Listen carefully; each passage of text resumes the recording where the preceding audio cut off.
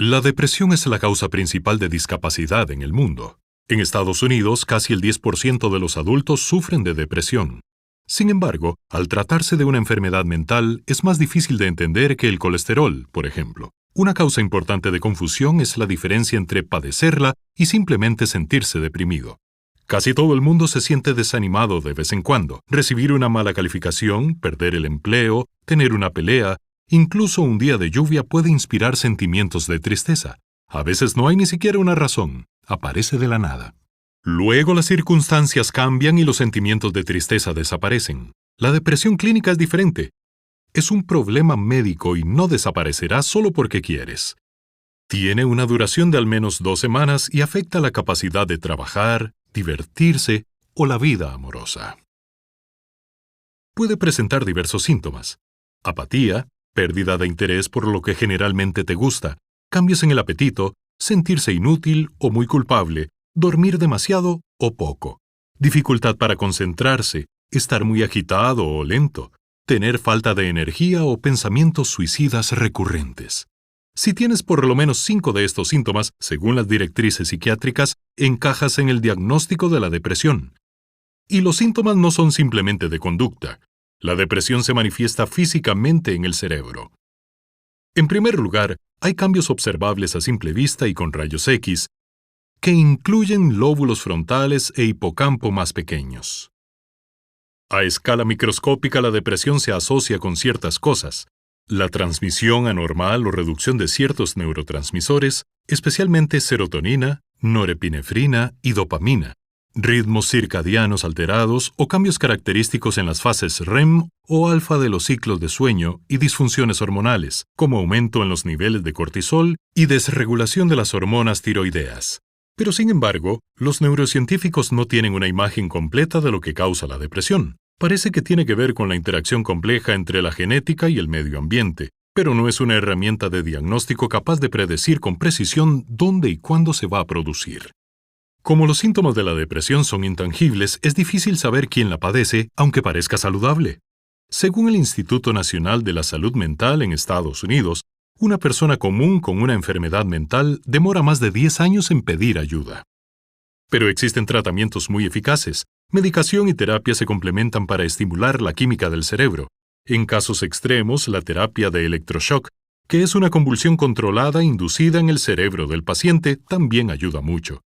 Otros tratamientos prometedores como la estimulación magnética transcraneal también ayuda mucho. Así que si conoces a alguien que sufre de depresión, alienta a esta persona amablemente a que considere algunas de esas opciones. Puedes ofrecerte para ayudar en tareas concretas como buscar terapeutas en la zona o hacer una lista de preguntas para consultarle al médico. Para alguien con depresión, estos primeros pasos pueden parecer insuperables. Si esa persona se siente culpable o avergonzada, explícale que la depresión es un problema médico como el asma o la diabetes. No es una debilidad o un rasgo de la personalidad. No debe creer que puede superarla y recuperarse así como no lo haría si tuviera un brazo roto. Si tú mismo no has sufrido de depresión, evita comparar la enfermedad con momentos en que estabas desanimado. Comparar su experiencia con los sentimientos normales pero fugaces de tristeza normal los puede hacer sentir culpables por su sufrimiento. Incluso hablar abiertamente sobre la depresión puede ayudar. Por ejemplo, la investigación muestra que hablar de pensamientos suicidas en realidad reduce el riesgo de suicidio. Las conversaciones francas sobre las enfermedades mentales ayudan a acabar con el estigma y hacer más fácil pedir ayuda. Y cuantos más pacientes busquen ayuda, más científicos avanzarán en la investigación de la depresión y los tratamientos serán más eficaces. Gracias por mirar TED en español. Si le gustó este video, haga clic en suscribirse y no se pierda ningún video que valga la pena compartir.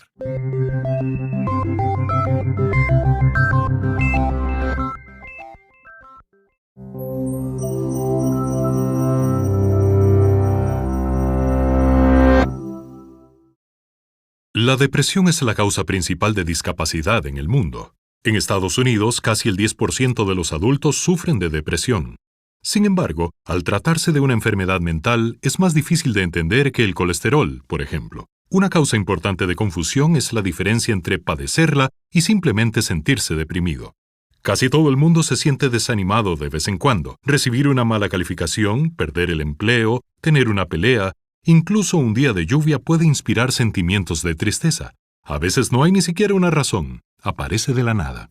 Luego las circunstancias cambian y los sentimientos de tristeza desaparecen. La depresión clínica es diferente.